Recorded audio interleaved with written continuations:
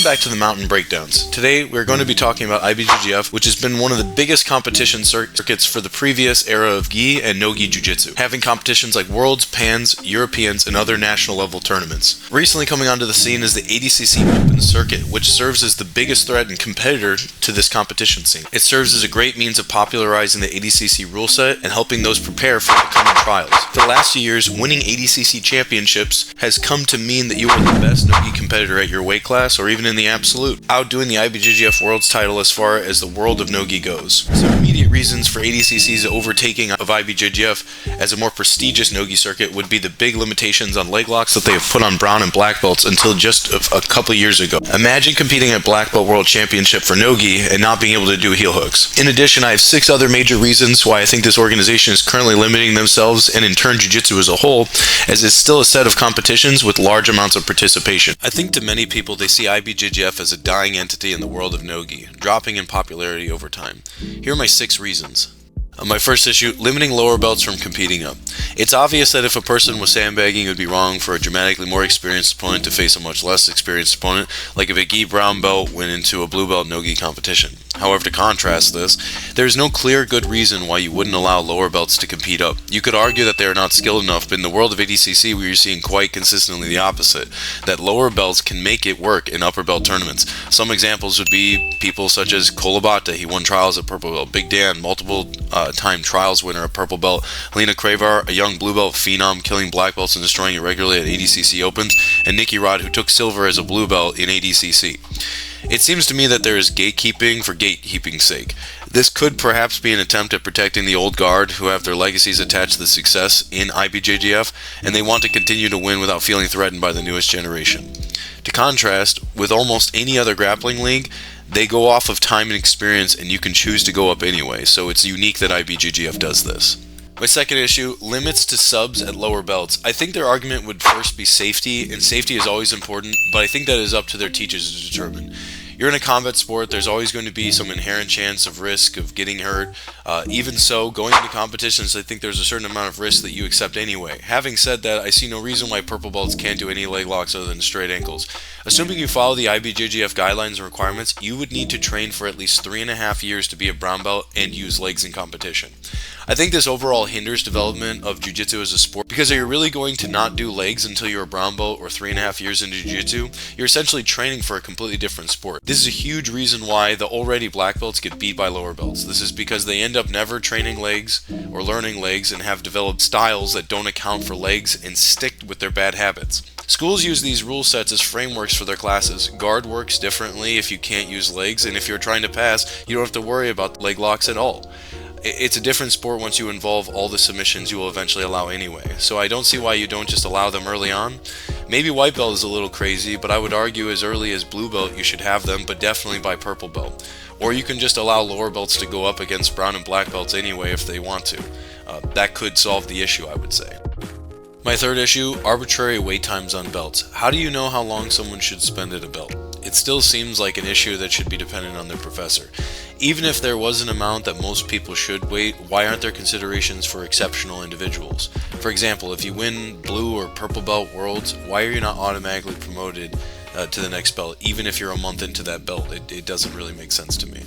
Or at the very least, you should be allowed to go up in skill and maybe fight black belts the next year or in the next following competition. Just seems weird again. My fourth reason, refs show clear bias, particularly towards Brazilians. This is anecdotal entirely, but many people share this kind of story where they are fighting a Brazilian. It just doesn't seem like they are getting the fair treatment they would expect to get with a lot of the refs. It's not like there are rules in place that are specifically made that give Brazilians bonuses or advantages specifically for obvious reasons, but there are these weird moments where it just feels like you're in a gray area and it just never seems to go the way of the gringo. Take this example here I have from the Grand Prix finals from a couple years ago in the gi with Victor Hugo. He uses a finish using an Aoki lock, which is sometimes considered a heel hook variation, but here they called it a straight ankle lock. I personally did the same finish in no-gi only 5 months later and was DQ'd as it was called a heel hook. Heel hooks are banned both in gi and the purple belt no-gi rule set that I was competing in, but in these examples, straight ankles are not. It's exactly the same finish. Seems like bias or just inconsistent judging by the refs, but I will say in this match the ref, the Brazilian coach, and the Brazilian competitor all had a private conversation in Portuguese before I was DQ'd on the mat. With the last detail being that the refs also speak in Portuguese while they're reffing, so it doesn't really make sense why they're not speaking English, especially in a competition in the United States. My fifth issue is I feel that the rules are oftentimes non-intuitive and inconsistently upheld. My first example would be that I feel like there's too much respect for the boundaries. The mats are already not that big, but oftentimes what happens is you have a fully locked in straight ankle or you have a rear naked in, and if they roll out of bounds while you are making the submission attempt, they instead will just give you 2 points and then reset you from a neutral position. So imagine I have a fully locked in triangle, body lock, everything, and then they just reset you because this guy wanted to run away. But hey, at least you got 2 points for your submission attempt, right? If you go out of bounds while you have a standing body lock on you, your opponent can just literally throw you out of bounds, and then he still gets 2 points. Then you are recentered in the middle. He still has the body lock, so he gets 2 points as though he did a takedown. I think they have this rule in place to maybe cancel out people that are running away if they're running out of bounds with the standing body lock, but it actually can work against them because they can just chuck you out. They'll count it as you fleeing the mat, 2 points, and then you reset, and then he can retake you down for an additional 2 points. Merely touching the knees upon a guard pull counts as a takedown. You can do this with a foot sweep or have your hand touching on their knees. I personally think this is kind of dumb. It just seems like a way to try to negate people from guard pulling very easily. Guard is obviously a big part of it, of the game in general, but I think you should just have people who want to wrestle, and people who want to play guard should just be allowed to play guard. There really shouldn't be any consequences of it. Maybe still have the double guard pull with the advantage problem, but this just seems arbitrary and dumb, and oftentimes I feel like you will touch their knee and you don't get the points, but it just rewards people for not being good at actual jiu-jitsu, but just good at timing a knee touch. I find that oftentimes there's huge disputes over what constitutes an advantage or just in general, but this one in particular, when there's a double guard pull and you don't get the advantage, with the final one being there needs to be consistent stalling calls, but there really aren't. I think if you watch the Black Belt World Finals, literally nobody was getting stalling calls hardly ever the entire time, and if they do, they choose to do it late in the match when it has a very little impact on the actual outcome, so they might just get one little penalty and that's it. Here's my last reason. I feel IBJJF is very expensive. From just a competitor perspective, the price per tournament isn't that different compared to others, usually being around $150. What makes it expensive is that it requires you to pay a yearly membership fee for around $40, and additional fees anytime you wish to update your information, i.e. changing gyms, getting promoted, so you could pay your yearly fee, then get promoted, and then you have to drop close to $100 before you're even allowed to compete at your next comp, which you also have to pay for. Not to mention, you have to attend and be under a professor who has gone through all of their coursework and certification already paid into their system for several years. You are not allowed to compete in IBJJF if you are not under a registered gym or professor. So it not only requires you as a competitor to maintain fees, but the schools you go to also have to maintain these fees and be paying ongoingly, taking the courses to stay registered as a professor with an academy. This has the allusions to a jiu-jitsu pyramid-like scheme. Want to become a certified IBJJF black belt and be the head instructor of your own school?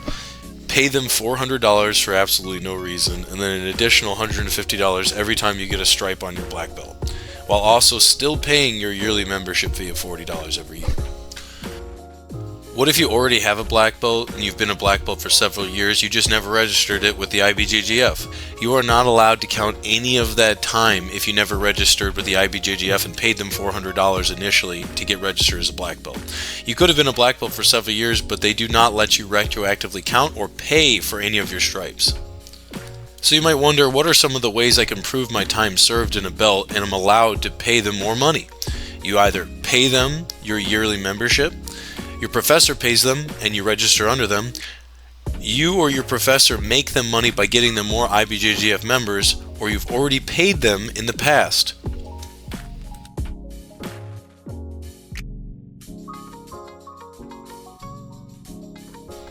So what if I'm already a brown or a black belt, but I just never did IBJJF? Well, you can do what's called a provisional membership. What this means is that you basically have to serve under some sort of professor for at least 2 years before they even consider you your belt rank. You're not allowed to run your own school, and you have to essentially play into their total pyramid scheme. You're not allowed to switch schools, and you also can't be the head instructor at your own academy, even if you pay all the bills and you're everything there. Now, I don't want to just dog on IBJJF completely. I think they have actually done a lot for the sport, growing it to the point that it currently is, in a number of ways.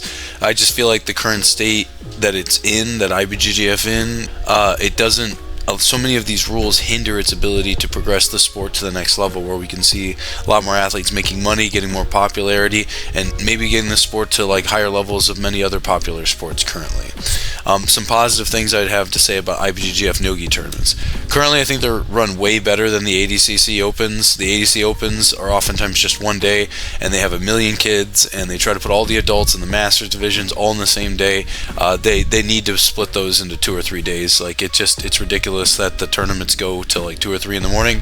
I've never been to an IBJJF tournament that I feel like went really, really late. It gets out early enough that you can still like go to dinner and stuff like that right afterwards. Whereas the ADCCs, I'm like looking for something at 3 in the morning. I like that they have the free t-shirts. The t-shirts thing is kind of ironic because you do pay $35 a year, but I do like the complimentary t-shirts. They're pretty nice. They make up like half my wardrobe. They do seem more professional in some way in terms of aesthetics. I do think that the areas are very well organized. You like know where to stand and stuff like that. The refs are in suits and stuff. It just has this ambiance of professionalism, even if I think many of the people running the event don't act very professional. They promote people on their social media who win, not just big names. Like I've seen on their social media, if you win Purple Belt Worlds, you win Purple Belt Pans or something, you're going to get a shout out on their Instagram. I think that's really cool. If you win just a local Austin Open thing or a local Waco Open or some Open that they do in the local area, that even if it's not that big a deal and there's like 4 black belts in the bracket,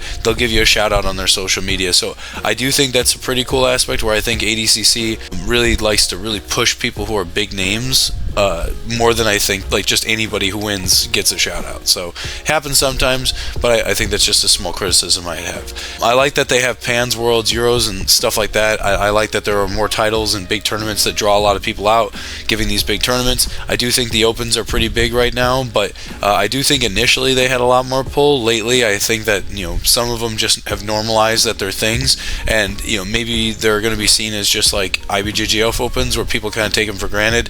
But if they have like a big title attached to them, like Worlds or Pans or something like that attached to it, maybe that'll get more people out, or maybe they can add money into the competitions or something. I think both IBJJF and ADCC are good to have for the other. It's just IBJJF needs to step up its game. I also like that they have gi. I think that's really cool. I think if ADCC had gi, I think that'd be a really interesting idea to play with. Imagine gi had ADCC rules. I think largely why people don't like the gi and they're like kind of trying to get into no gi more is just there's more action, there's activity and stuff like that, but really the only tournament out there that does gi is IBJJF, and I think even no gi in IBJJF is very boring and not fun to watch, which is kind of the whole basis of a lot of what I'm talking about. Hey, if you've made it this far, thank you so much for watching. I hope this was a good breakdown for you to kind of understand some of my thoughts on the way IBJJF is. I like it as a company in general, that it provides competition, but I definitely think there's a lot to be improved on in the current state if we want to push Jiu-Jitsu, no-gi, gi even to the next level, and I think these are some strong recommendations. Also tried to point out some nice things that I like about it, but it's not just about my opinion. I'd like to hear your thoughts as well. Tell me what you think, could benefit Jiu-Jitsu as a whole. Do you think the rule sets are good the way they are? Do you think that they encourage aggression? What are your thoughts? Leave the comment, like the video if you liked it. Don't forget to subscribe for more videos in the future. It should be coming out pretty soon. Thank you.